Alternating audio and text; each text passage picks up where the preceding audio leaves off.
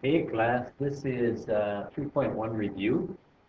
I want to start with a problem on page 10. It's from your work, and I worked with a few students on this in class, and I thought it might present some problems because it's a little bit different twist of a percent problem. So I'm going to go through that first, and then I'm going to do a couple review problems, and then that'll be it. So this should be a pretty short video. Anyway, in this problem, Josh works 12 hours a week. He recently received a 6% raise, and his new weekly pay is $117.02. What was Josh's weekly pay before the raise? So we're going to use the proportion, and we're going to try and think of what the part and the whole and what the percent is. Now here we're given the percent 6%, but it's a 6% raise over what he had already gotten. So if you think about that, we can think of his old pay as 100% of his pay. And then if we add a 6% raise, that means we have his old wage, which is 100%, plus the 6% raise, means we now have 106%. So in this proportion, we have to use the percent 106% over 100. And then his new weekly pay is actually the part, the 106%. So that's going to go on top. And then the missing part, the whole, is his old wage. So if we do cross products here, we get 106A equals $117.02 times 100. So simplify that, we get 106 times A is equal to 11702. Divide both sides by 106. And round to the nearest cent, we get $110.40. All right, so that is his old wage, $110.40. That's the answer to A. Now you should be able to do part B. What is his hourly pay before the raise? What is his new hourly rate? You can just take his pay and divide it by 12 hours to get that. All right. We're going to do a couple review problems that I think represent the types of problems you'll need to know how to do from this objective. There's some examples here that you can go back and look at, a couple more examples, but I'll give you a couple examples here. We'll do number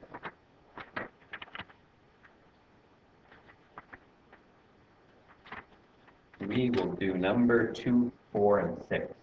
I think those three represent the types of problems you'll have to be able to do. So, number 2, what number is 15% of 40?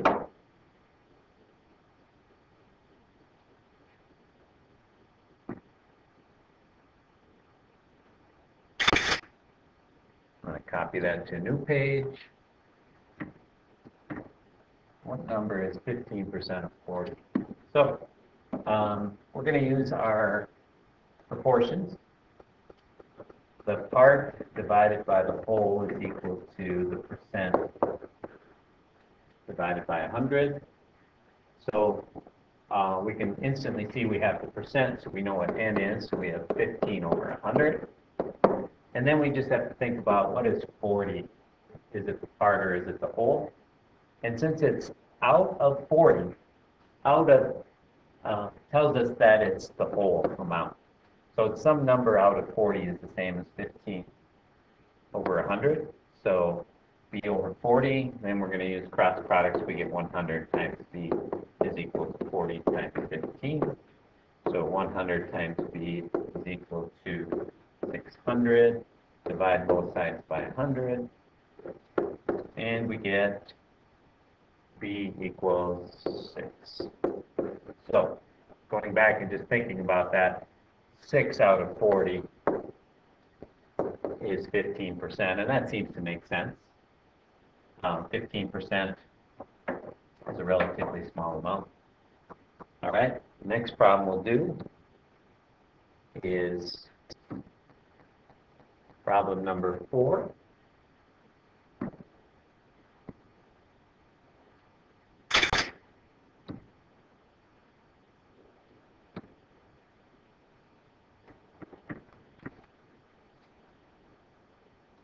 All right, 86 is what percent? 200. There it is. So, again, we're going to use a proportion. And this time we're looking for, it says what percent. So we're looking for n. So then we have to just figure out, is 86 the part, or the whole is 200 the part of the whole. And since it's 86 out of 200, 86 is the part, 200 is the whole. You can do 200 times n using cross products equals 86 times 100, which is 8600. So n equals 8600 divided by 200, which is equal to, I'm just going to ignore those zeros when you're dividing. You can do that. 86 divided by 2 is 43. So n is 43%. In this problem, we're looking for a percent, so we should label it as a percent. Now, some of you may have noticed that 200 is twice 100. This may be easier to do just by dividing 86 by 2. The answer, 43. All right. One more problem we'll do. Number 6. 52 is 13% of what number?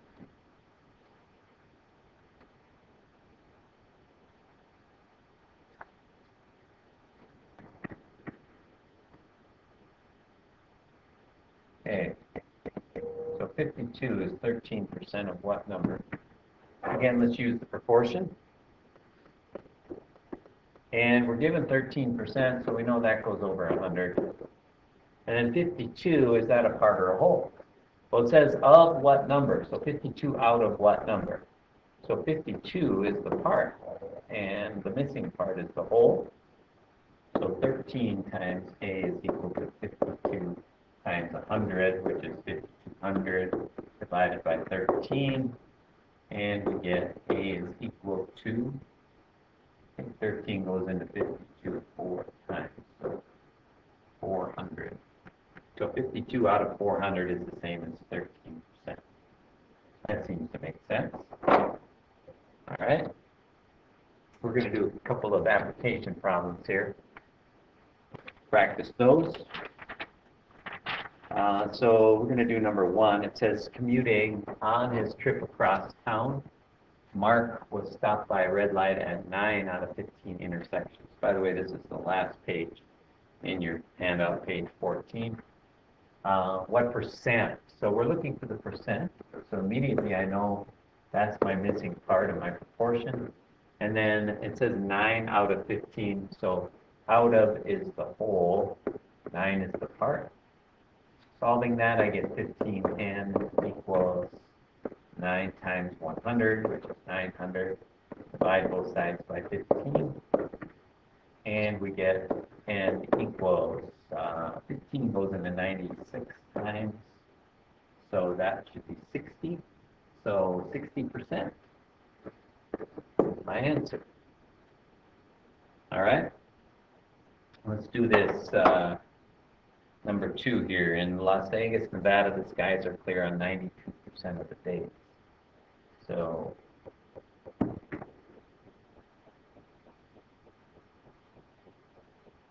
again, we're going to use the proportion. So 92% of the days, I know that's a percent, so that goes out of 100. And it says, how many days in a month, June, would you expect the skies to be clear if they're clear on 92% of the days? So out of the number of days in June, which is, I believe there's 30 days in June, and that would be the whole, all of the days in June, and the part is the part of those days that are, the skies are clear. So we're going to put a B there, so we get 100 times B is equal to 92 times 30. And simplifying that, we get 100B equals 2,760. And then divide that by 100, and we get B equals, dividing by 100 just moves the decimal over 2 places, so we know that's 27.6. But those are days, so I don't think we're gonna have part of a day, although you could have part of the day cloudy. It makes more sense for me to round to the nearest day, so I'm gonna say about 28 days in Las Vegas are clear in the month of June. All right, we'll do one more problem. Number 4.